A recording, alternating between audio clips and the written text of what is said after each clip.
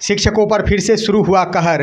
अब ज़्यादा दिखावा किया तो सीधे होंगे निलंबित और वार्षिक मूल्यांकन के आधार पर शिक्षकों के ऊपर होगी कार्रवाई। नमस्कार और आदाब आप तमाम दर्शक बंधुओं को, मैं हूं एसके चौधरी। दोस्तों, पहले जहां निवर्तमान एसीएस के पाठक के रवैये से तमाम शिक्षक परेशान थे, उन्हें हमेशा ये डर लगी रहती थी कि किस वक्त शिक्षकों के ऊपर कौन सी कार्रवाई हो जाए। अब एक बार फिर से वही दिन लौट चुका है कि जब तमाम शिक्षकों को डरना होगा कि किस वक्त किसी कारण से भी हम पर कार्रवाई की जा सकती है। इसी का परिणाम है कि शिक्षकों का अब वार्षिक मूल्यांकन किया जाएगा और साथ ही साथ ताज़ा उदाहरण है कि बीपीएससी शिक्षक पर एक बड़ी कार्रवाई करते हुए उनको निलंबित कर दिया गया है। इससे पहले कि इस पर हम विस्तार पूर्वक चर्चा करें, अगर आपने अभी तक हमारे इस चैनल सुसत्य वचन को सब्सक्राइब नहीं किए हैं तो कृपया अभी सब्सक्राइब कर लेंगे। दोस्तों, बिहार के तमाम शिक्षक अब पूर्ण रूपेण व्यावसायिक शिक्षक बनेंगे। किसी भी सूरत में बिहार के शिक्षकों को अन्य कार्यों में संलिप्त नहीं होना होगा। इसके लिए विद्यालय का जो समय सारणी है, उस समय सारणी के अंतर्गत शिक्षकों को पूर्ण रूपेण शिक्षक बनकर ही रहना होगा और साथ ही साथ विद्यालय में शैक्षणिक व्यवस्था के लिए घर पर भी तैयारी करनी होगी। यही नीति पर काम कर रही है बिहार की शिक्षा विभाग और जिसके तहत शिक्षा विभाग ने शिक्षकों का वार्षिक मूल्यांकन करने का मन बना लिया है। इसके संबंध में एक पत्र भी बीते दिन जारी कर दिया है। हालांकि हमने 2 दिन पूर्व ही इसके संबंध में एक वीडियो आप सभी के समक्ष प्रस्तुत कर दिया था कि शिक्षकों का एक बार फिर से होगा मूल्यांकन। और दोस्तों, वही मूल्यांकन से संबंधित एक पत्र जारी करते हुए शिक्षा विभाग ने शिक्षकों के ऊपर नकेल कस दिया है। दोस्तों, अगर किन्हीं शिक्षक द्वारा मूल्यांकन की प्रक्रिया को अगर हल्के में लिया जा रहा है तो यह उनके लिए गलत सोच होगी, क्योंकि शिक्षा विभाग वार्षिक मूल्यांकन करेगी बिहार के तमाम शिक्षकों को और उस मूल्यांकन के आधार पर ही शिक्षकों को दिए जाने वाले तमाम सुविधाओं और इसके साथ साथ कार्रवाई की भी प्रक्रिया निर्धारित की जाएगी। इसलिए मूल्यांकन की प्रक्रिया की अनदेखी करना शिक्षकों के लिए भविष्य में बहुत नुकसानदायक साबित हो सकता है। फिलहाल जो भी पत्र जारी किया गया है उसमें इस बात का उल्लेख कर दिया गया है कि तमाम छात्रों की अर्धवार्षिक परीक्षा का आयोजन 18 सितंबर से किया जाएगा और इस परीक्षा के आधार पर छात्रों का मूल्यांकन रिपोर्ट तय किया जाएगा। मूल्यांकन में यह देखा जाएगा कि किन छात्रों ने कैसी प्रगति की है। अगर छात्रों ने प्रगति की है, इसका मतलब है कि शिक्षक द्वारा उन्हें शिक्षा प्रदान की गई है। वहीं अगर छात्रों द्वारा प्रगति को नहीं दर्शाया जाता है, ज़्यादा से ज़्यादा संख्या में छात्र अपने पाठ्यक्रम के अनुसार दिए गए प्रश्नों का जवाब नहीं दे पाते हैं, इसका अर्थ शिक्षा विभाग यही समझेगी कि संबंधित विषय के शिक्षक द्वारा बच्चों को सही तरीके से शिक्षा प्रदान नहीं की गई है, यानी गुणवत्तापूर्ण शिक्षा छात्रों को नहीं दी गई है। और यह मूल्यांकन रिपोर्ट शिक्षकों के वार्षिक मूल्यांकन प्रतिवेदन में भी अंकित किया जाएगा। यानी स्पष्ट हो गया है कि शिक्षकों से संबंधित एक वार्षिक मूल्यांकन प्रतिवेदन विद्यालय स्तर पर तैयार किया जाएगा और उस मूल्यांकन प्रतिवेदन में शिक्षकों में अगर कोई गलती रह जाती है, सर्वप्रथम शिक्षा देने के क्रम में उनकी ओर से कोई कमी रह जाती है या फिर लचीलापन दिखाया जाता है, तो ये भी बिंदु वार्षिक मूल्यांकन प्रतिवेदन में अंकित किया जाएगा। फिलहाल जारी किया गया पत्र में इन्हीं बातों का उल्लेख किया गया है, लेकिन संभावना ये जताई जा रही है और हमारा विश्लेषण कहता है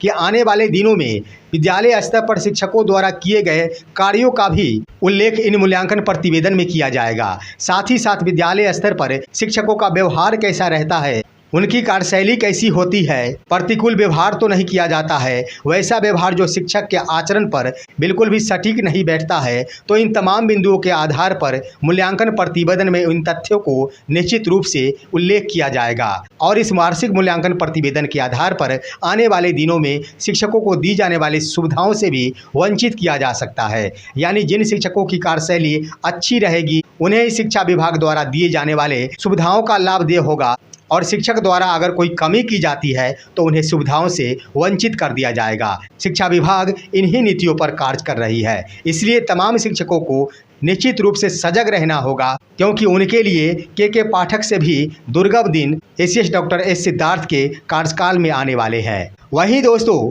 कहर के क्रम में एक और कहर सामने उभर कर आ गया है, जिसके अंतर्गत एक बीपीएससी शिक्षक को पश्चिमी चंपारण जिला शिक्षा पदाधिकारी द्वारा निलंबित कर दिया गया है। यह खबर सोशल मीडिया पर काफ़ी जोरों शोर से वायरल हो रहा है और आपको भी पता चल गया होगा, लेकिन हम कहना चाहेंगे कि वो शिक्षक थे राजकुमार, जिन्होंने अपनी कार के ऊपर एक नेम प्लेट लगा रखी थी और उस नेम प्लेट में उन्होंने सबसे ऊपर अपना नाम राजकुमार लिखवाया था। उसके बाद उन्होंने बीपीएससी शिक्षक लिखवाया था और तीसरे क्रम में प्रखंड संसाधन केंद्र टोकराहा लिखवाया था। और शिक्षक राजकुमार द्वारा लगाया गया नेम प्लेट संबंधी कार्य जब सोशल मीडिया पर वायरल हुआ तो यह वायरल तस्वीर घूमते घूमते जिला शिक्षा पदाधिकारी पश्चिमी चंपारण रजनीकांत परवीन के मोबाइल पर भी जा पहुंचा, जिसे देखते हुए इस पर त्वरित कार्रवाई करते हुए उन्होंने सीधे ही शिक्षक राजकुमार को निलंबित कर दिया। क्योंकि वो शिक्षक राजकर्मी है और शिक्षा विभाग के कर्मी है, इसलिए जिला शिक्षा पदाधिकारी त्वरित कार्रवाई करते हुए उन्हें निलंबित कर दिए। परंतु यही अगर नियोजित शिक्षकों का मामला होता तो इसके लिए सबसे पहले जिला शिक्षा पदाधिकारी स्तर से अनुशंसा की जाती। अनुशंसा के बाद नियोजन इकाई इस पर छानबीन करती। छानबीन करने के उपरांत भी नियोजन इकाई के अध्यक्ष से इस पर सहमति ली जाती। अगर उनकी सहमति नहीं बनती फिर शिक्षक का निलंबन नहीं हो पाता और सहमति बनती उसके बाद भी 3 और कमेटी के सदस्यों का समर्थन लिया जाता और जब यह समर्थन प्राप्त हो जाता उसके बाद ही शिक्षक को निलंबित किया जाता। परंतु राजकर्मी होने का परिणाम है कि आज की तिथि में जिला शिक्षा पदाधिकारी द्वारा सीधे ही शिक्षक राजकुमार को सिर्फ व सिर्फ अपने कार में नेम प्लेट लगाने के कारण निलंबित कर दिया है। दोस्तों, वही खबर आई है कि जिला शिक्षा पदाधिकारी रजनीकांत परवीन द्वारा बिहार मोटर वाहन अधिनियम 2005 के तहत कार्रवाई करते हुए उक्त शिक्षक को निलंबित किया गया है। तो इस आधार पर कहा जा सकता है कि अगर शिक्षक द्वारा किसी भी प्रकार का दिखावा किया जाता है, शिक्षक जाने अनजाने में अपने आप को कुछ बड़ा साबित करने की कोशिश करते हैं जो उनके लिए लीगल नहीं होता, तो इसके लिए शिक्षकों को निश्चित रूप से अब कार्रवाई का भागीदार बनना पड़ेगा। क्योंकि जिला शिक्षा पदाधिकारी पश्चिमी चंपारण द्वारा उठाया गया कदम बिल्कुल ही स्पष्ट कर दिया है कि किन्हीं भी शिक्षक द्वारा अगर दिखाने की कोशिश की जाती है जो बिल्कुल निराधार है और नियम संगत नहीं है तो इसके आधार पर शिक्षकों के ऊपर कार्रवाई तय किया जा सकता है। वहीं दोस्तों, शिक्षक राजकुमार पर हुए कार्रवाई के मद्देनजर सोशल मीडिया पर एक और भी खबर वायरल हो रही है।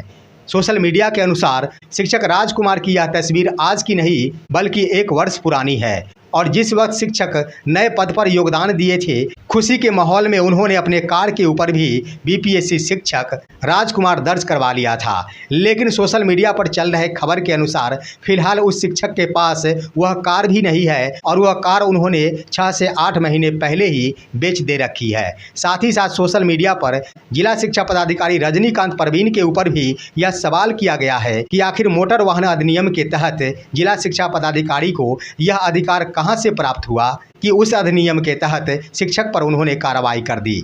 देखना होगा कि आखिर जिला शिक्षा पदाधिकारी द्वारा उठाया गया कदम न्याय संगत है या फिर नहीं है। क्या मोटर वाहन अधिनियम के तहत उन्हें कार्रवाई करने का अधिकार है या फिर नहीं है। अगर नहीं होता है तो निश्चित ही निलंबन वापस लिया जाएगा। अगर होता है तो लंबे समय तक शिक्षक को निलंबित रहना होगा। लेकिन शिक्षकों को सतर्क रहने की जरूरत है, दिखावे करने की आवश्यकता नहीं है। और दिखावे करने का मतलब ये होता है कि जो न्याय संगत नहीं है उसके आधार पर अपने आप को बड़ा साबित करना और किसी को नीचा दिखाने की कोशिश करना एक गलत आचरण का भी द्योतक होता है। दोस्तों, इसके क्रम में हम बता दें कि वैसे तो ऐसी आदत निवर्तमान एसीएस के पाठक द्वारा ही तमाम नए शिक्षकों को लगा दी गई है। जहां इन शिक्षकों का पद विद्यालय अध्यापक है, उनके नाम में शिक्षक शब्द भी नहीं जुड़ा हुआ है, वहीं पर उन्हें बीपीएससी शिक्षक से संबोधित किया जा रहा है। शिक्षक आखिर अपने मन से बीपीएससी शिक्षक नहीं लिख रहे हैं और ना ही कह रहे हैं, लेकिन के पाठक के समय में ही बीपीएससी शिक्षक कहा जाने लगा,